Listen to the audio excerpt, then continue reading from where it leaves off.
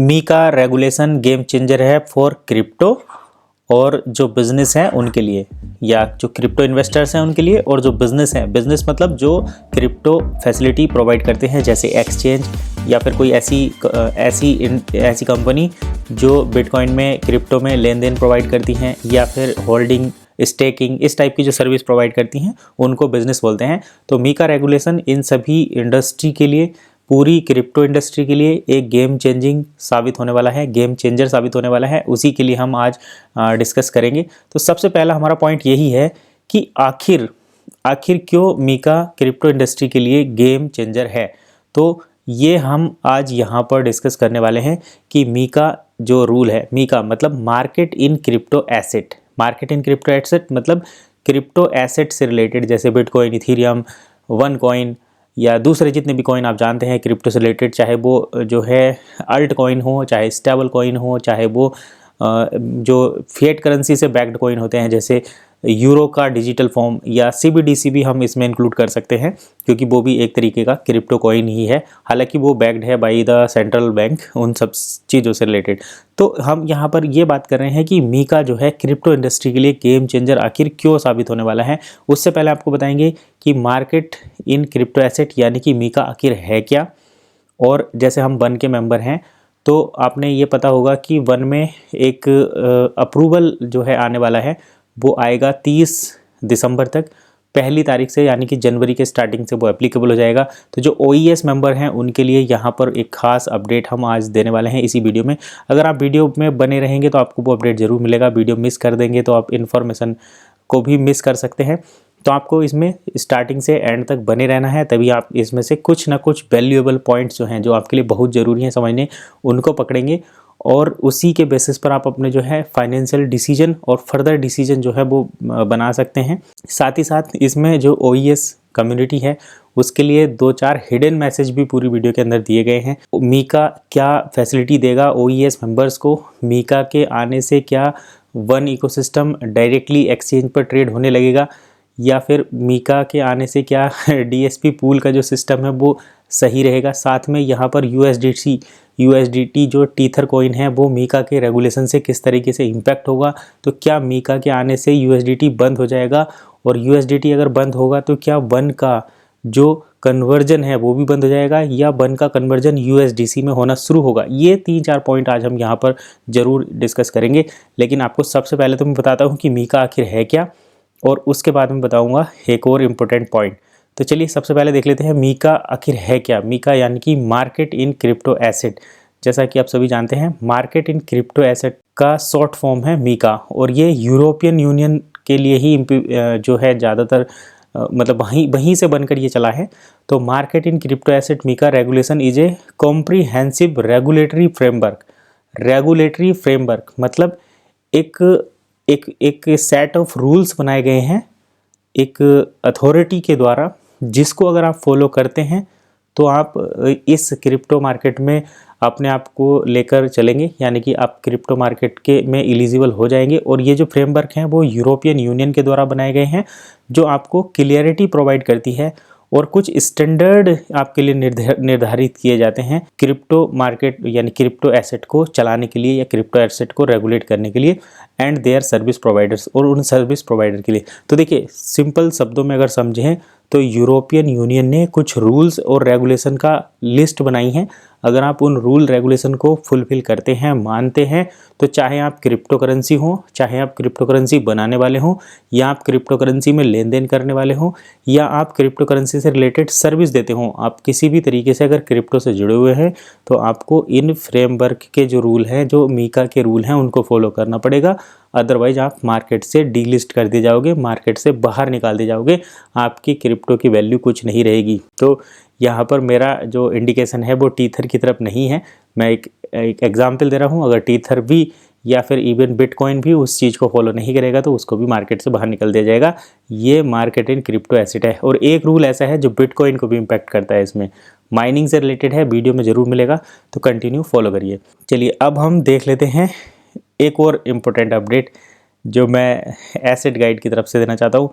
तो अगर आप पहली बार आए हैं तो आपको क्या करना है, सब्सक्राइब, इसको नहीं भूलना, सब्सक्राइब जरूर करना है, बेल नोटिफिकेशन भी दबाना है, और ऑल पर क्लिक करना है, जिससे कि सभी वीडियो के नोटिफिकेशन आपको टाइमली मिलते रहें। और अगर आप बिना ऐड के कंटेंट देखना चाहते हैं तो इस चैनल को आप ज्वाइन भी कर सकते हैं, मेंबर बन सकते हैं। हालांकि आपको सारी इन्फॉर्मेशन ऐसे भी मिलेगी, लेकिन अगर आप अपनी इन्फॉर्मेशन भी किसी टाइप का कोई इंटरप्शन नहीं चाहते हैं, डायरेक्टली इन्फॉर्मेशन लेना चाहते हैं from the beginning to end, और कोई भी ऐड का डिस्टर्बेंस नहीं चाहते, तो आप चैनल के मेंबर बन सकते हैं। अपनी चॉइस के अकॉर्डिंग कोई सा भी पैक लेकर आप ऐड फ्री जो है इन्फॉर्मेशन ले सकते हैं। तो चलिए, ये हो गया एक और अपडेट। अब चलते हैं हम अपने वीडियो के टॉपिक पर, और सबसे पहले देख लेते हैं कि मीका के आखिर स्कोप और एप्लीकेशन क्या है, मतलब क्या इसके स्कोप हैं मीका के, और इसको कहाँ कहाँ पर एप्लीकेबल किया जाएगा। तो मीका के जो मीका की स्कोप हैं और मीका के एप्लीकेशन जो है वो कहाँ कहाँ पर अप्लाई होते हैं, वो हम यहाँ पर देख रहे हैं। तो सबसे पहले पॉइंट पर अगर हम बात करें, crypto asset not currently covering under existing EU financial regulation. तो वे सभी क्रिप्टो करेंसी जो यूरोपियन यूनियन की फाइनेंशियल रेगुलेटरी को फॉलो नहीं करते, उन सभी पर भी ये अप्लाई होंगे। जैसे मतलब एक कॉइन, कुछ भी एक कॉइन एक्स मान लो, ये कोई भी कॉइन नहीं है, अगर इसको मान लो US में बनाया गया है और ये US में ही चलता है, तो अगर इस कॉइन को यूरोप का कोई बंदा परचेज या सेल करता है, तो इस पर्टिकुलर कॉइन को इस मीका की गाइडलाइंस को फॉलो करना पड़ेगा। अगर नहीं करेगा तो ये बंदा खरीद ही नहीं सकता, यानी कि ये अपना बिजनेस EU के किसी भी इंडिविजुअल तक नहीं पहुंचा सकता। तो एक चीज़ ये देखिए, मतलब जो भी क्रिप्टो एसेट जो EU की फाइनेंशियल रेगुलेटरी के अंडर नहीं आता है, उसको भी इसके रूल को फॉलो करना पड़ेगा। यानी कि कोई भी एसेट हो, चाहे वो वन हो, चाहे वो वन हो या कोई दूसरी करेंसी, उनको इस रूल को फॉलो करना ही पड़ेगा। दूसरा, stable coin refer to as asset reference token, ART, asset reference token. ये एसेट रेफरेंस टोकन होता है, यानी कि कुछ एसेट के थ्रू इनका रेफरेंस दिया जाता है। और एक होता है ई-मनी टोकन, तो एक होता है ई-मनी टोकन। एसेट रेफरेंस टोकन्स के अंदर क्या आता है, जैसे हम यहाँ पर बात करते हैं डाया, या फिर हम बात करें यहाँ पर USDT, या और अगर हम EMT की बात करें तो यहाँ पर हो जाएगा USDC। लेकिन एक चीज़ आपको यहाँ पर फॉलो करनी है, USDC कम्प्लीटली डिसेंट्रलाइज होता है। ये डॉलर से बैक्ड तो है, लेकिन डॉलर से रेगुलेटेड नहीं है, ये आपको समझना पड़ेगा। यानी कि EMT उतना फंड स्टोर करके चलेगा जितना आप डॉलर की, मतलब USDC की उतनी वैल्यू रहेगी जितनी डॉलर की है, लेकिन ये डॉलर पे डिपेंडेंट है, ऐसा बिल्कुल नहीं है। ये डिसेंट्रलाइज है, इसका इस जो गवर्नमेंट करेंसी है उससे कोई मतलब है नहीं, लेकिन वैल्यू उसके बराबर है। ये चीज़ आपको ध्यान में रखनी है। दूसरा, जो एसेट रेफरेंस टोकन होते हैं, जैसे जिस टोकन का रेफरेंस कई सारे एसेट से लिया जाता है, जैसे गोल्ड से भी ले लो, ETF से ले लो, या फिर दूसरे कॉइन से ले लो, उन सबको मिलाकर, या किसी स्टेबल कॉइन से ले लो, तो इन सबको मिलाकर जो एक कॉइन बनता है वो एसेट रेफरेंस टोकन होता है। तो इन सभी पर ये चीज़ अप्लाई होगा, यानी कि ये सभी टोकन यहाँ पर आएंगे। स्टेबल टोकन भी आएंगे, क्रिप्टो कॉइन भी आएंगे। सर्विस प्रोवाइडर जो सर्विस प्रोवाइड करते हैं क्रिप्टो से रिलेटेड, चाहे वो एक्सचेंजेस हों, चाहे वो वैलेट हों, चाहे कस्टोडियन हो, सभी जो है सभी पर मीका के रूल एप्लीकेबल होंगे। मीका एक्सक्लूड मतलब बाहर निकालता है certain decentralise finance DeFi activities if they operate without intermediaries. मतलब अगर कोई भी ऐसी डेफी एक्टिविटीज़ हों, मतलब कोई भी ऐसी डिसेंट्रलाइज फाइनेंस एक्टिविटीज़ हैं जो बिना किसी इंटरमीडिएटरीज के होती हैं, जैसे NFT कुछ हो गई। मतलब NFT क्या होता है, NFT तो एक आर्ट होती है जिसको ब्लॉकचेन पर बनाया जाता है। तो ऐसी चीज़ मीका से शायद बाहर हो जाए, उनको बाहर ये कर सकता है, क्योंकि वो वन टाइम ही बनता है और वन टाइम ही सेल हो जाता है। तो यहाँ पर ये क्रिएट हुआ, यहाँ पर ये सेल हुआ। तो NFT एक बार बना, मतलब एक एसेट है, किसी की वर्चुअल प्रॉपर्टी है, तो उस पर तो ये एप्लीकेबल नहीं होगा। लेकिन अगर कोई कंपनी ऐसी करती है कि हम आपको 2000 NFT देंगे, NFT टोकन देंगे, तो उसमें ये एप्लीकेबल होगा। इस चीज़ को आप ध्यान रखें बिल्कुल भी। तो चलिए, ये तो हो गया एप्लीकेशन इसकी क्या है। अब हम यहाँ पर क्लासिफिकेशन देख लेते हैं क्रिप्टो एसेट के कि क्रिप्टो एसेट किस तरीके से, मतलब क्या क्या किस किस टाइप के क्रिप्टो एसेट होते हैं, ये आपको यहाँ पर एक और नई इन्फॉर्मेशन मैं देने जा रहा हूँ। तो एसेट रेफरेंस टोकन, जैसे कि अभी मैंने बताया था ART मतलब एसेट रेफरेंस टोकन्स। अब इसके अंदर क्या आता है, स्टेबल कॉइन्स जिनकी जो वैल्यू है वो फिएट करेंसी और बास्केट ऑफ एसेट, मतलब जैसे आप ये देखो BTC जो है, अगर इसके हम बैकअप करें तो USDC से भी होता है, ठीक है, और इसको हम ETF से भी करेंगे, ठीक है। इसको अगर हम कहें तो यहाँ पर जैसे आप इथीरियम से भी आप कर सकते हैं, ठीक है। ये मैं जस्ट फॉर एग्जांपल दे रहा हूँ। अब तो एक कॉइन तो एक है, लेकिन इसका बैकअप कितने से मिल रहा, 1 2 और 3 टोकन से। तो asset of basket of asset मतलब एक से ज़्यादा एसेट से इसकी वैल्यू अगर निर्धारित हो रही है, या फिर फिएट करेंसी से, मतलब एक करेंसी नहीं, करेंसीज से, कई सारी करेंसी से अगर उसकी निर्धारित होती है वैल्यू, तो वो ART होता है, ठीक है, एसेट रेफरेंस टोकन। और ई मनी टोकन होता है जिसकी वैल्यू फिएट करेंसी से निर्धारित होती है। तो यहाँ पर अगर हम बात करें USDC, तो USDC की वैल्यू जो है केवल US डॉलर से, यानी कि USDC से निर्धारित होती है। जैसे एक USDC 1 यूरो से निर्धारित होती है, इस तरीके से, मतलब एक एग्जांपल है कि एक टोकन अगर 1 यूरो के बराबर है तो वो सभी EMT के अंदर आते हैं।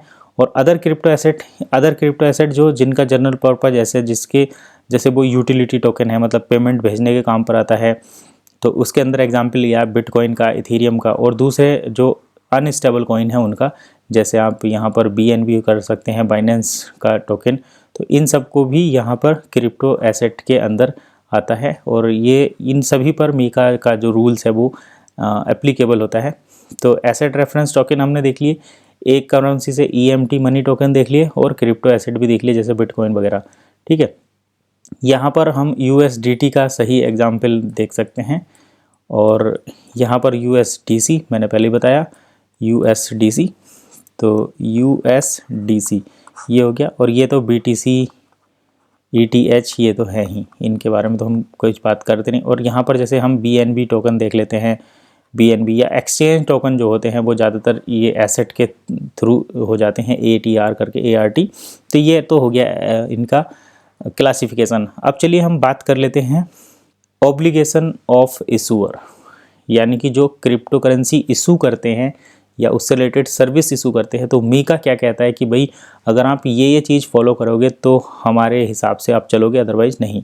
तो चलिए उसके बारे में देख लेते हैं कि मीका जो है, यानी कि MICA MiCA, market in crypto asset, किस चीज़ को अलाउ करता है, मतलब कौन सी ऐसी कंपनी है। देखिए हम यहाँ पर ये देख रहे हैं कि मीका के रेगुलेशन के अंदर कौन सी क्रिप्टो करेंसी वैलिड रहेंगी और कौन सी नहीं रहेंगी। तो स्पेसिफिक नाम तो नहीं, लेकिन जो यहाँ के रूल हैं वो हम फॉलो कर रहे हैं। तो पहली बात तो ये कि कंपनी वाइट पेपर लॉन्च करके दे।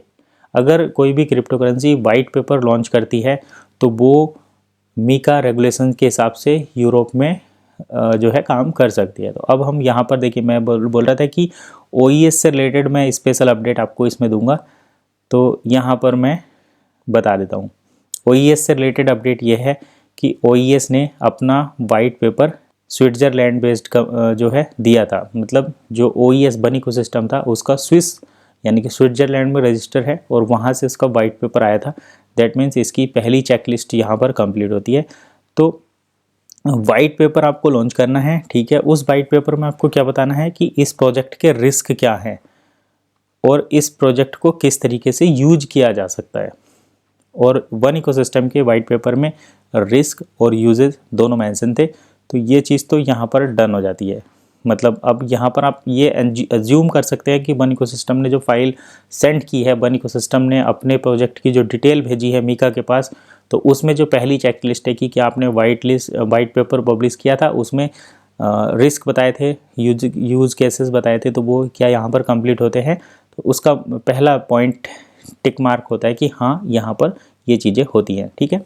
दूसरा यहाँ पर नोटिफाई और seek approval from national regulatory authorities. तो नेशनल रेगुलेटरी अथॉरिटीज़ का मतलब होता है कि जिस देश में वो कंपनी चल रही है या जिस देश में वो कंपनी स्थापित है, तो वहाँ की राष्ट्रीय रेगुलेटरी अथॉरिटीज़ से उसको परमिशन है या नहीं है। तो ये भी हम अगर देखें तो OES जो है वो स्विट्ज़रलैंड में रजिस्टर है। दूसरा, इसको बल्गारिया में भी इसका रजिस्ट्रेशन था। तो ये चीज़ें भी यहाँ पर क्लियर है दोनों, इसके भी बारे में ज़्यादा सोचने की ज़रूरत नहीं है। दूसरा, maintain reserve for stable coin. तो स्टेबल कॉइन के लिए रिज़र्व है क्या उनके पास? तो जैसे हम अगर OES की बात करें या इसके बन टोकन की बात करें, तो इनके पास क्या इसका रिज़र्व है? तो बिल्कुल रिज़र्व है, क्योंकि आपने देखा होगा जितने भी OES माइन होकर लोगों के पास आए हैं, वो अभी तक कंपनी ने किसी का भी डायरेक्टली लिक्विडेट नहीं किया है। जिन लोगों ने DSP पूल के थ्रू डील सेकर पर एक्सचेंज किया है, तो उनका तो उधर से डील सेकर का प्रोडक्ट बेचने के बदले लिक्विडेशन हुआ है। लेकिन जो पहले से ही जिन्होंने OES परचेज करके रखे हैं या बन परचेज करके रखे हैं, उनको डायरेक्टली उसका पेमेंट तो दिया नहीं गया। दैट मीन्स कि अभी तक कंपनी के पास रिज़र्व जो है वो मेंटेन है, यानी कि जो पेमेंट लोगों ने पावर पैक खरीदने के लिए, कॉइन खरीदने के लिए किया है, वो कंपनी के पास है। दैट मीन्स कि रिज़र्व इनके पास पूरा बराबर है। तो इसमें भी हम यहाँ पर टिक मार्क तो इसका करते हैं बिल्कुल। और ये एंश्योर रिडम्पशन ऑन डिमांड। अब देखिए ये चीज़ यहाँ पर इम्पोर्टेंट आ जाती है कि अगर कोई डिमांड करे कि हमें अपने कॉइन को रिडीम करना है, दैट मीन्स कि हमें अपने कॉइन को विड्रॉल करना है, तो क्या ये पॉसिबल है? तो इस मामले में OES को मैं देखिए बिल्कुल क्लियर कहता हूँ कि अभी तक विड्रॉल का DSP के अलावा और कोई ऑप्शन नहीं है। मर्चेंट DSP के थ्रू इसको विड्रॉल कर सकते हैं। दैट मीन्स मर्चेंट के लिए जितने भी मर्चेंट कॉइन हैं, यानी कि जिन कॉइन को डील सेकर पर ट्रेड किया जा चुका है, डील सेकर पर ट्रेड करने का मतलब होता है कि प्रोडक्ट की परचेजिंग उनके थ्रू हो चुकी है, कूपन बाय करके सक्सेसफुली डिलीवरी हो चुकी है, तो उन कॉइन को तो आप रिडीम कर सकते हैं। ये फैसिलिटी DSP के थ्रू मिलती है, डील सेकर पूल के थ्रू। और इस अप्रूवल के लिए कंपनी ये दिखा देगी कि उसको जो है 5,40,000 यूरो हर बार कंपनी प्रोवाइड करती है अपने मर्चेंट को, तो ये भी कहीं ना कहीं उसका ग्रीन टिक हो जाएगा।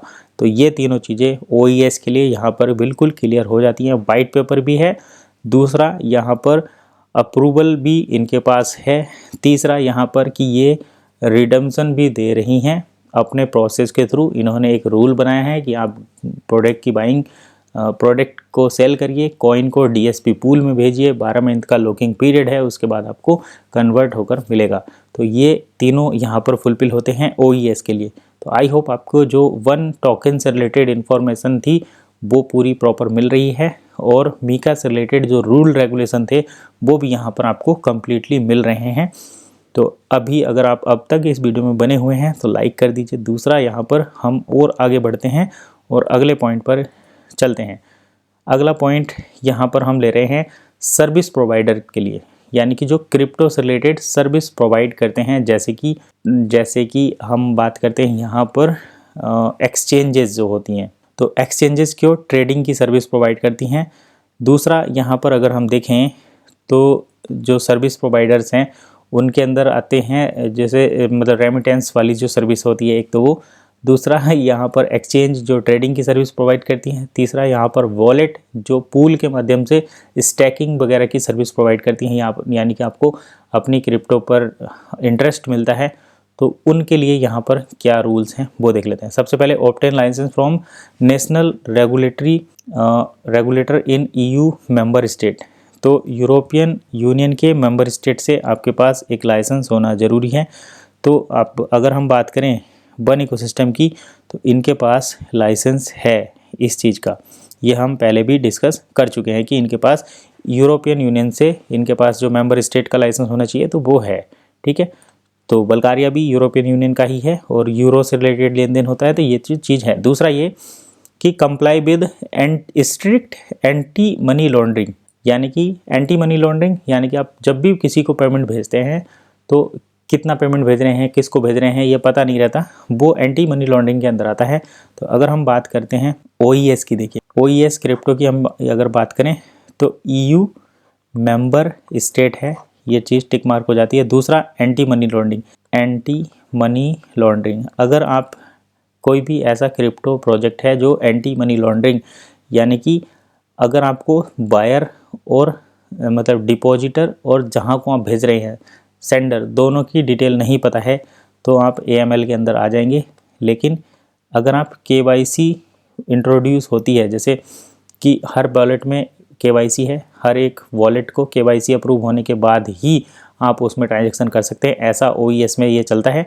दूसरा, आप किससे बिजनेस कर रहे हैं, मर्चेंट का भी यहाँ पर KYB होता है, नो योर बिजनेस। ये तो यहाँ पर KYC और KYB दोनों चीज़ें होती हैं, दैट मीन्स OES तो फॉलो इसको करता ही है, और यहाँ पर AML anti money laundering complete हो जाती है। दूसरा, काउंटर टेररिज्म फाइनेंसिंग जो CTF होता है, उसके रूल को भी यहाँ पर कहीं ना कहीं ये कंप्लाई करता हो, उसको भी मानता हो। तो काउंटर टेररिज्म क्या होता है, जैसे जो मतलब वेपन्स होते हैं या जो ड्रग्स होते हैं, उनकी इलीगल तरीके से खरीद फरोख्त जो होती है, लेन देन, वो इसमें ना होता हो। तो आप देखेंगे डील सेकर पर कहीं पर भी कोई इस टाइप की डील नहीं है जो इस टाइप की एक्टिविटी, यानी कि जो हथियार हैं या फिर जो ड्रग्स है या कुछ अनलीगल जो चीज़ होती है, मतलब इलीगल जो चीज़ है, उनकी यहाँ पर आपको कोई डील नहीं मिलेगी और ना ही उनका लेन देन यहाँ पर होता है। तो ये पॉलिसी बिल्कुल स्ट्रिक्ट है। दूसरा, वन का पेमेंट किसी भी तरीके से आउटसाइड डील सेकर सिस्टम या वन इकोसिस्टम अभी तक नहीं किया जाता। दैट मीन्स ये पूरा जो रूल्स हैं मीका के, उसको फॉलो करता है। और जो भी कंपनी यूरोप में मीका के रूल के अंदर आएगी, उसको भी ये फॉलो करना पड़ेगा। तीसरा, ensure transparency in operating including transaction record. तो क्रिप्टो करेंसी जो अपने ऑपरेशन में ट्रांसपेरेंसी रखेगी, दूसरा ट्रांजैक्शन के रिकॉर्ड रखेगी। अभी आपने देखा होगा जो जैसे अपने यहाँ बजीरेक्स है या CoinDCX एक्सचेंज है, इनसे भी ये कहा गया था कि आपको जो है 5 ईयर्स का रिकॉर्ड रखना है। तो ये इसीलिए किया गया था क्योंकि ये कहीं ना कहीं मीका के रूल को ही मानने हैं, और सभी कंपनियों को मानना ही पड़ेगा अगर उनको रेगुलेट करना है तो आपको अपने ट्रांजैक्शन के रिकॉर्ड रखने पड़ेंगे। तीसरे, इसमें एक और इम्पोर्टेंट पॉइंट यहाँ पर आ जाता है, यूज़र फंड सेग्रीगेशन।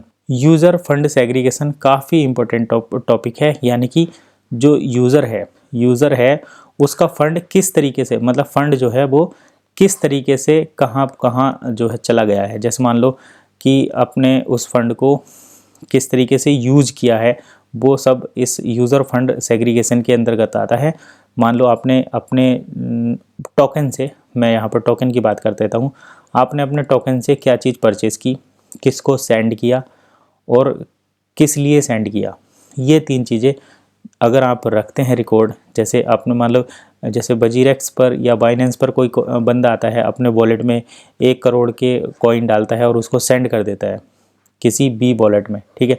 एक बंदा आता है A वॉलेट से B वॉलेट में दे देता है, तो यहाँ पर कोई रिकॉर्ड नहीं, क्यों करा, किस लिए किया। तो हो सकता है कि यहाँ पर इलीगल तरीके से यूज किया हो। लेकिन अगर हम बात करते हैं यहाँ पर मीका रूल के अंदर, तो अगर आप अपने टोकन को सेंड करते हैं कहीं दूसरी जगह, और फंड सेग्रीगेशन यानी कि आपका फ़ंड किस तरीके से उस वहाँ पर यूज किया जा रहा है, ये चीज़ें अगर आप फॉलो करेंगे तभी आप मीका के रूल को फॉलो करेंगे और मीका की सर्विस प्रोवाइडर एक्टिविटी के अंदर रहेंगे। अदरवाइज आपको वहाँ से एक्सपेल कर दिया जाएगा, और वन इकोसिस्टम में इसका पूरा ध्यान रखा जाता है।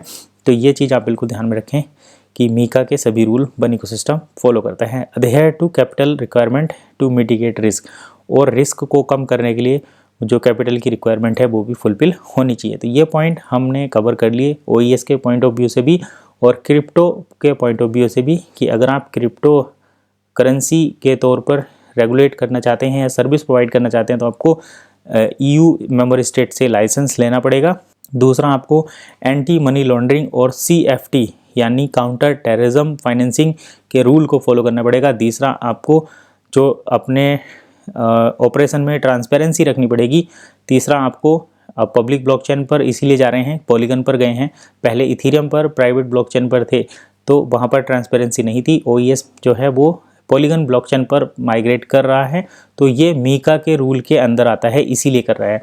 एक चीज़ और मैं यहाँ पर बता दूँ, मीका के रूल के कारण ही आपके जो डिप्लॉयमेंट का 100 यूरो लग रहे हैं, उसका रीज़न यही है कि अब हमें जो है मीका के रूल को फॉलो करना पड़ रहा है। तो कुछ लोग कह रहे हैं कि डिप्लॉयमेंट के नाम पर कंपनी पैसा ले रही है, तो वो यहाँ पर देख लो इस वीडियो को और उन लोगों को ये वीडियो सेंड कर देना कि भाई डिप्लॉयमेंट क्यों हो रहा है। तो आपको अपने ऑपरेशन में ट्रांसपेरेंसी रखनी पड़ेगी और ट्रांसपेरेंसी रखने के लिए आपको जाना पड़ेगा पब्लिक ब्लॉकचेन पर, और पब्लिक ब्लॉकचेन पर कंपनी जा रही है पॉलीगन पर। इथीरियम की ब्लॉकचेन पर थी पहले, ETH प्राइवेट ब्लॉकचेन पर थी, उसको अब पॉलीगन की पब्लिक ब्लॉकचेन पर ले जाया गया है। ठीक है, तो ये था रीज़न, ये भी आपको और मैंने अंदर की बात बता दी। ठीक है, और यूज़र फंड सेग्रीगेशन रखना पड़ेगा। तीसरा, capital requirement for mitigate risk, तो रिस्क को कम करने के लिए उनके पास पर्याप्त कैपिटल भी होनी चाहिए। तो ये चलिए, ये पॉइंट हमने यहाँ पर कवर कर लिए। अगला पॉइंट की तरफ बढ़ते हैं। अभी आपको बहुत कुछ इस वीडियो के अंदर मिलना है। इस जो स्टेबल कॉइन है उसके स्पेसिफिक रूल्स भी हैं कुछ यहाँ पर। टीथर यानी कि USDT से रिलेटेड, क्योंकि USDT काफ़ी चर्चा में है आजकल, और कुछ लोग तो ये भी कह रहे हैं कि भाई USDT जो है 30 दिसंबर के बाद शायद आपको नज़र ना आए और इसकी वैल्यू डंप हो जाए। तो उससे रिलेटेड मैं अभी तो कोई पॉइंट यहाँ पर कंसीडर नहीं कर रहा, लेकिन 30 तारीख के बाद हम USDT के लिए ज़रूर बात करेंगे।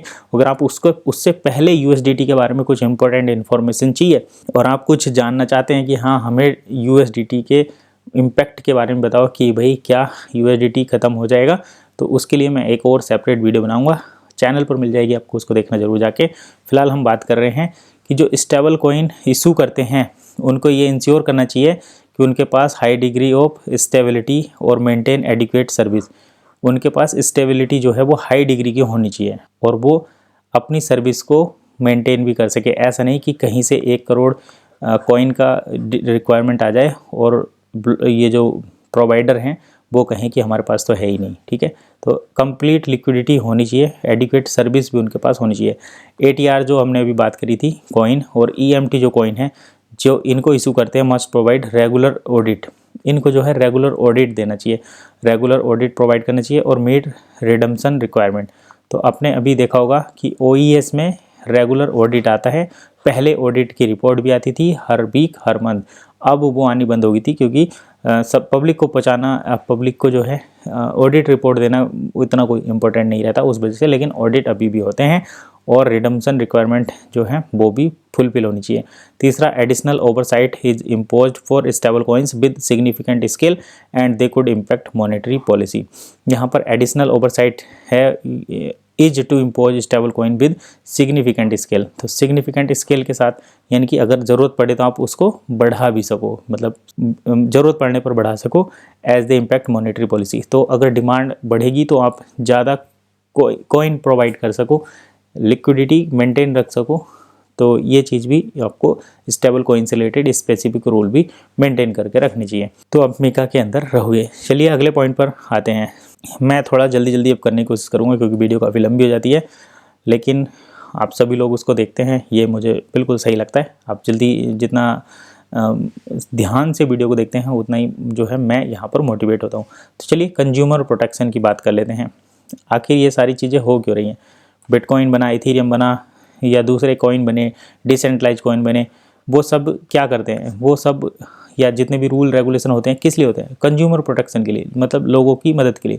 क्योंकि कोई भी करेंसी आती है, एक्सचेंज जो है वो क्रैश हो जाती हैं, तो उसमें किसका नुकसान होता है? इन्वेस्टर का, जो पीपल रहते हैं, लोग रहते हैं उनका। तो उनको बचाने के लिए मीका क्या करता है वो चलिए सुन लेते हैं। Enhance safe guard to protect consumer from fraud, तो कंज्यूमर को फ्रॉड से बचाने के लिए सेफ गार्ड जो है उन्हें और अच्छे मजबूत करने चाहिए।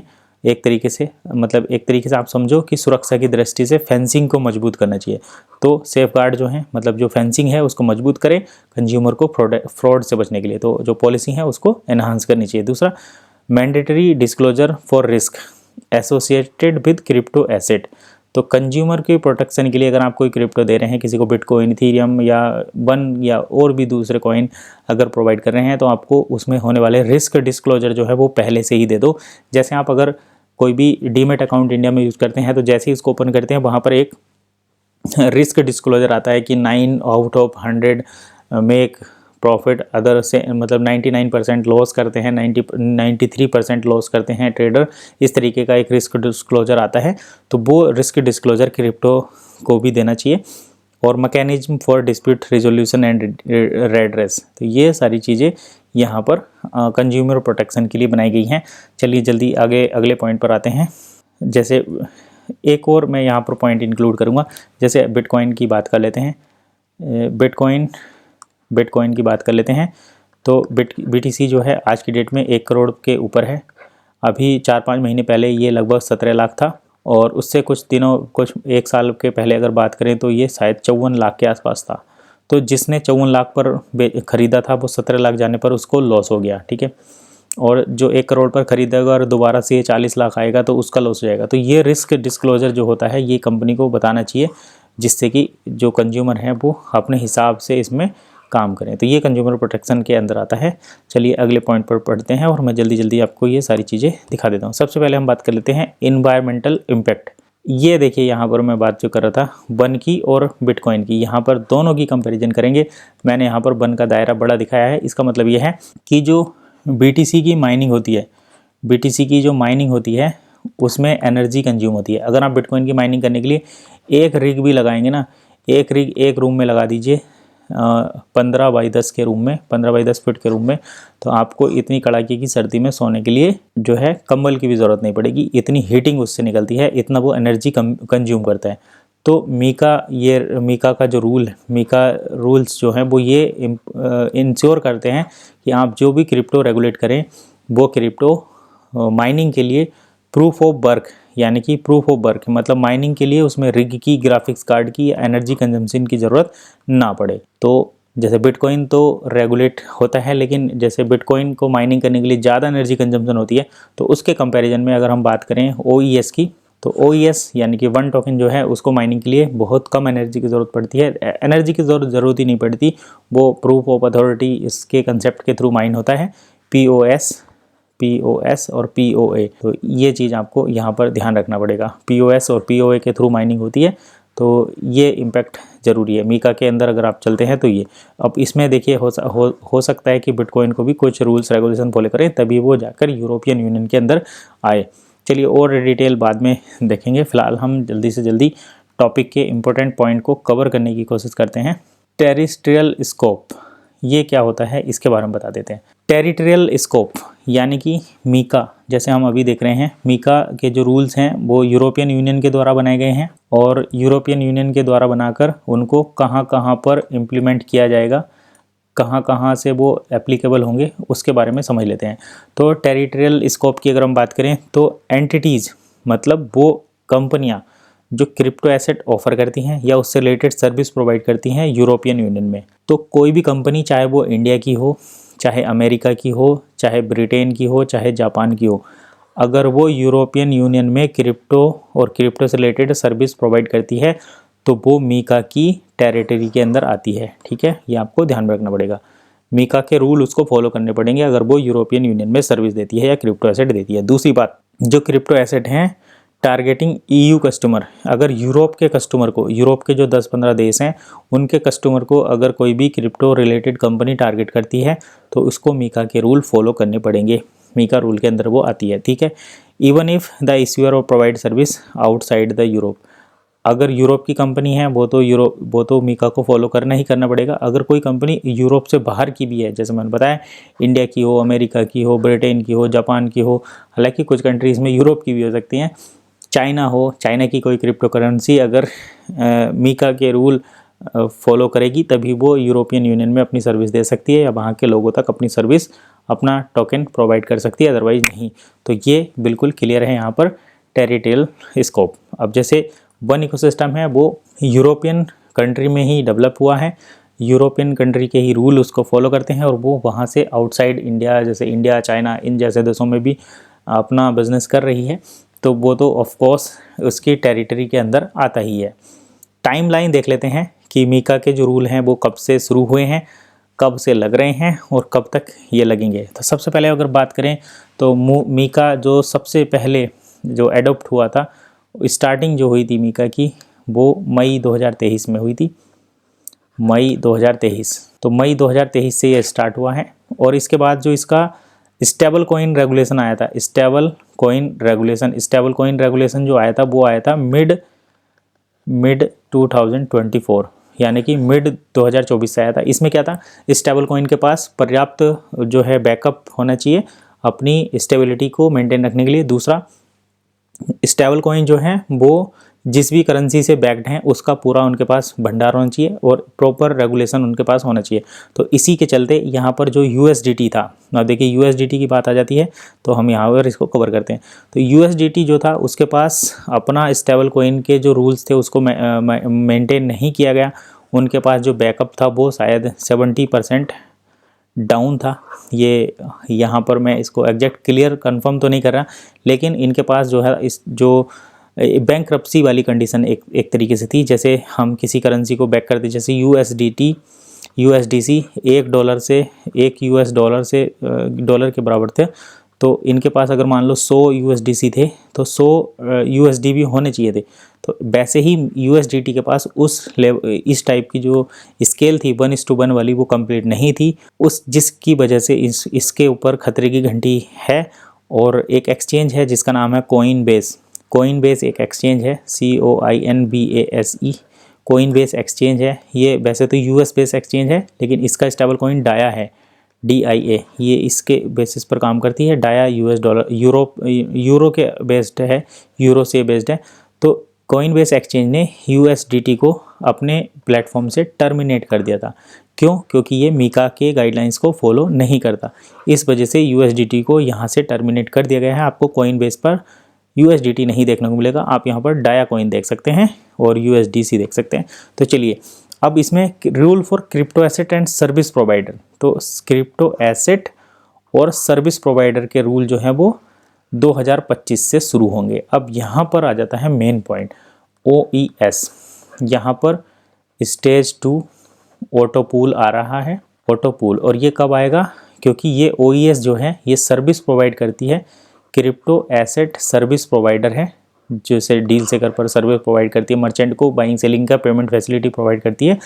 तो इसके लिए जो रूल हैं वो 2025 से इफ़ेक्टिव होंगे, अर्ली 2025 से। तो मीका का अप्रूवल अगर OES को मिलता है तो यहाँ पर हम जो डील सेकर हैं उस पर क्रेडिट कार्ड, डेबिट कार्ड और इसके साथ साथ अगर हम बात करें तो क्रिप्टो वैलेट से पेमेंट कर सकते हैं।